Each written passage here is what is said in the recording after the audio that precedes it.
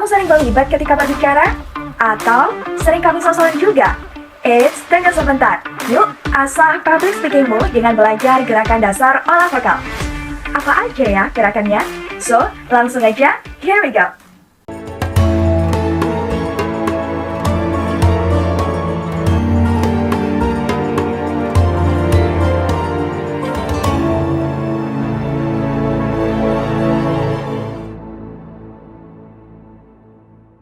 Assalamualaikum warahmatullahi wabarakatuh.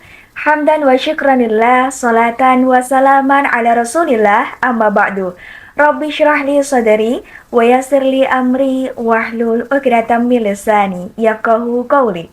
Halo sahabat Kita Bisa dimanapun Anda berada. Pada kesempatan kali ini, kita akan membahas topik terkait bagaimana sih caranya mengolah vokal pada public speaking.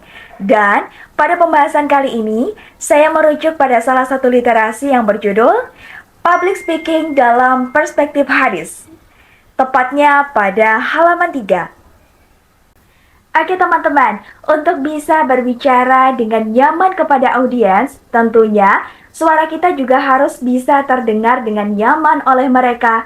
Dan tentunya ada teknik yang bisa kita lakukan agar suara kita dapat terdengar dengan baik, benar, nyaman, dan tentunya cukup keras supaya apa yang kita sampaikan dapat ditangkap oleh audiens dengan baik pula. Teman-teman, menjadi seorang public speaker, kita harus bisa berbicara kapan saja, sewaktu-waktu, dari pagi sampai mungkin sudah malam. Nah, agar suara kita tetap fit, dapat terdengar dengan jelas, kemudian artikulasi A, I, U, E, O-nya jelas, panjang pendek, tinggi rendah suaranya juga jelas, kita harus belajar gerakan dasar olah vokal. Nah, untuk itu langsung aja ini dia gerakan dasarnya. Gerakan yang pertama, yakni untuk melemaskan otot wajah. Ini penting banget agar mulut kita sudah terbiasa untuk berbicara walaupun pagi hari. Yang pertama, gerakannya bisa dilakukan dengan kedua tangan diletakkan di depan, sembari digenggam, dan mulut kita juga dimajukan, sembari ditarik ke belakang.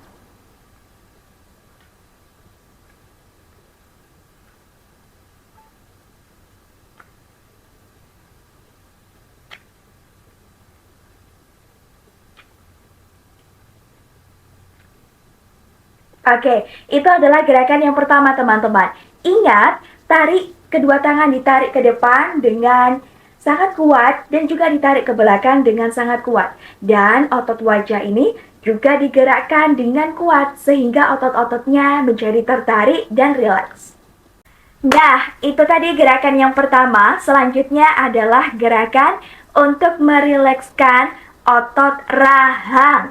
Caranya adalah dengan posisikan kedua tangan di samping tubuh kanan kiri dengan posisi menggenggam dan juga mulut kita dibuka lebar-lebar dengan posisi gigi menggigit kuat-kuat.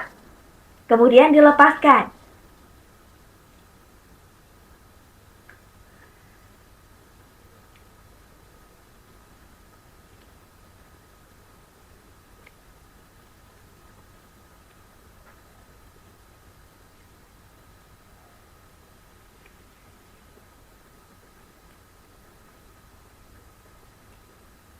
Oke, itu tadi gerakan 2 teman-teman.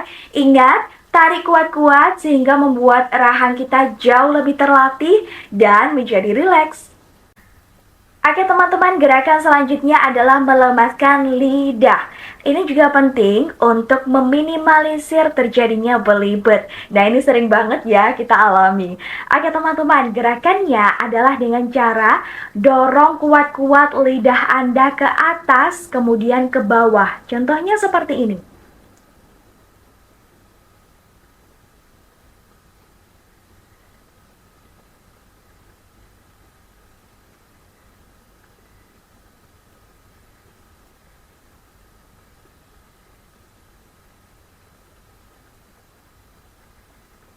Kemudian memutari mulut sembari berlawanan dengan arah jarum jam.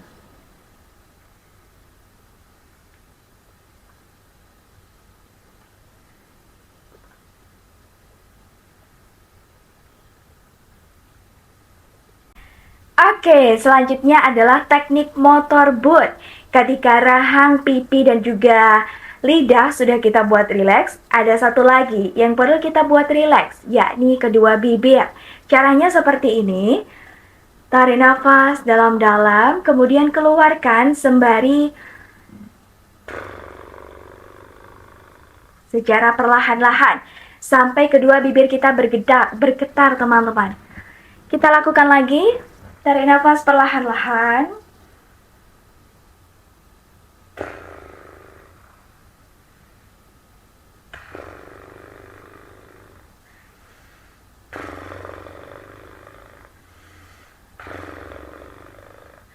Nah, ini penting banget teman-teman.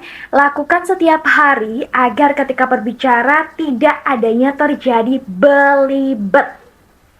Nah, teknik yang terakhir adalah teknik bohbah atau teknik pingpong. Ini juga penting banget lagi-lagi untuk meminimalisir terjadinya kamisosolan, kemudian juga mengaruh kepada intonasi, artikulasi yang akan kita gunakan dalam berbicara. Caranya gampang banget, dengan kedua tangan kita menggenggam, diletakkan di depan, kemudian ditarik tanpa menekuk sembari mengucapkan pingpong. Kita mulai. Ping pong, ping pong, ping pong. Secara bergantian ya teman-teman. Atau pingpong juga boleh diganti dengan boh bah. Kenapa ping dan juga boh? Karena ketika kita menghadapi mic itu jangan sampai kita terdengar medok seperti boh bah Surabaya. Nah itu tidak boleh. Jadi harus dilatih supaya tidak medok.